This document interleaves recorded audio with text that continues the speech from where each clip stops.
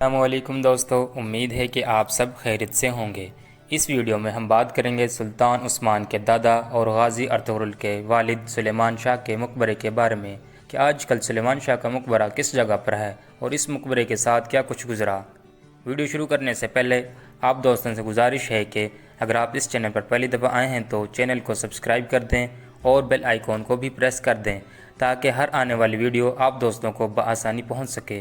اگر ویڈیو اچھی لگے تو لائک کریں اور کمنٹس کر کے دوستوں کے ساتھ بھی شیئر کریں۔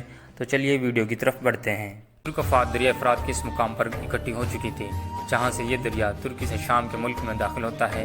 روز ہفتہ 25 فروری 2015 کی یک بستہ رات 11 بجے انہیں شام میں داخل ہونے کا حکم ملا اور ترک ٹینک، بختربند گاڑیاں اور جیپیں شام کی عالمی سرحد عبور کر گئیں۔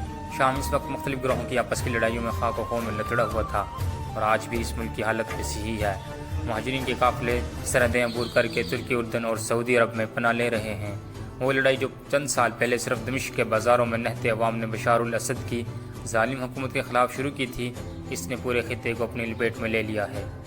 جون 2014 میں جب 15 سال پہلے 1999 میں بننے والی جماعت التوحید والجہاد کے سربراہ ابو بکر البغدادی نے موصل کے شہر پر قبضہ کر کے اسلامی ریاست عراق و شام، جیسے عرف عام میں ISL کہتے ہیں، کا اعلان کیا تو دریائے فرات کے دونوں کناروں پر آباد عراق و شام کے لاتعداد شہر اس کے قبضے میں تھے۔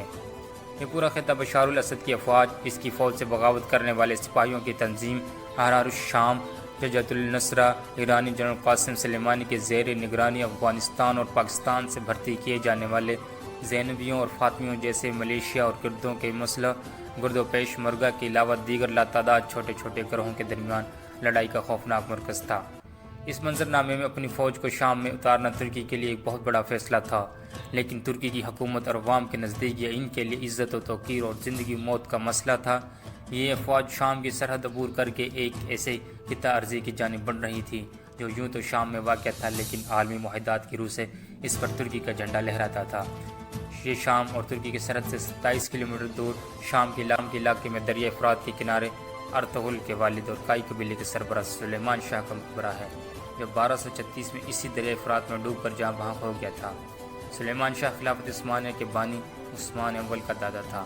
جب تاتاریوں نے 12ویں صدی میں ایشیا پر یلغار شروع کی تو سلیمان شاہ 50,000 افراد پر مشتمل اپنے کائی قبیلے کو لے کر موجودہ ترک بارڈر سے 100 کلومیٹر دور قلعت جبار کے قریب اناطولیہ کے علاقے میں جا کر آباد ہو گیا۔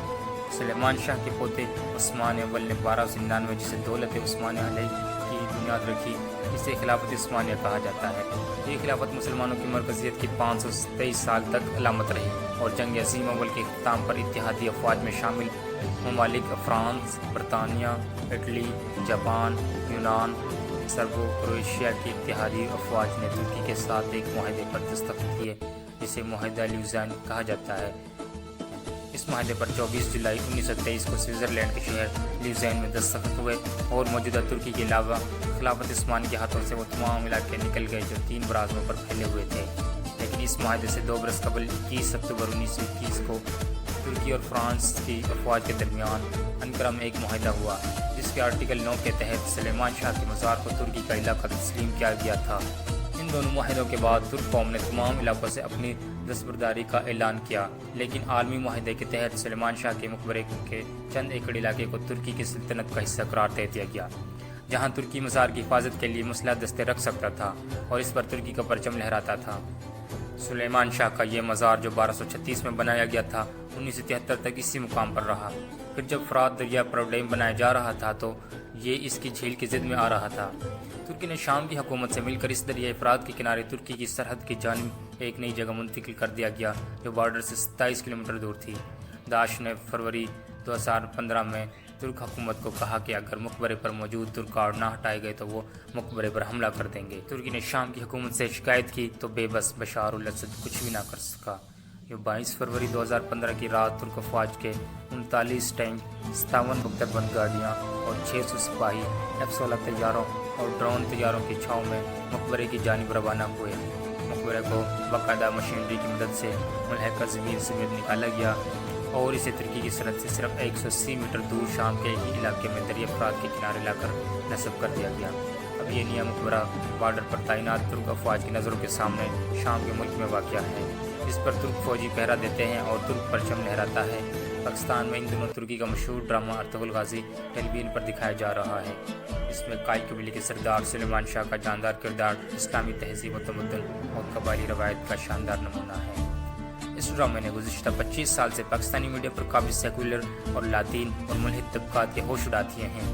مشرف آمریت سے فائدہ اٹھاتے ہوئے ان طبقات نے 25 سالوں میں میرے ملک کے عوام پر اخلاق باختہ کہانیوں، فحش کرداروں اور خاندانی زندگیاں دھجیاں اڑانے والے اسکرپٹس پر ڈرامائے گئے سیریلز کے ذریعے پورے معاشرے کے دل و دماغ سے اسلام اور اس سے وابستہ طرز زندگی محو کرنے بلکہ کمپیوٹر کی زبان میں باش کرنے کی انتھک کوشش کی تھی، لیکن ان کی تمام کوششوں پر برعکس آج صرف یہ ایک ڈرامہ جو مسلمانوں کی نشاستہ ثانیہ اور حسین کردار کی علامت ہے، اس نے دلوں کو پھر سے گرما دیا ہے۔ ارطغرل نے یہ ثابت کر دیا کہ پاکستان کے عوام کی اکثریت جو کچھ دیکھنا چاہتی ہے وہ ہم اسے نہیں دکھاتے ہیں، اور اگر ہم اسے ویسا کچھ دکھائیں تو پھر وہ دیوانہ وارث کے عشق میں سرشار ہو جاتی ہے۔ جوش و جذبے کا یہ عالم دیکھیں کہ پاکستان میں صرف 2 ہفتوں میں یہ ڈرامہ 14 ملین افراد نے دیکھا، جبکہ ترکی میں 5 سالوں میں اسے 12 ملین افراد نے دیکھا۔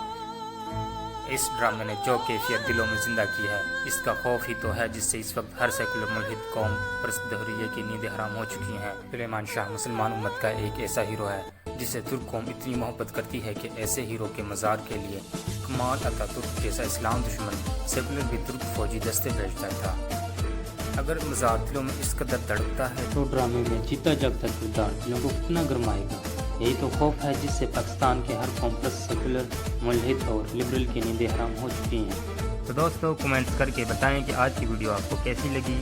اگر آپ اس چینل پر پہلی دفعہ آئے ہیں تو پلیز سبسکرائب کرنا اور بیل آئیکن کو پریس کرنا مت بھولیے گا۔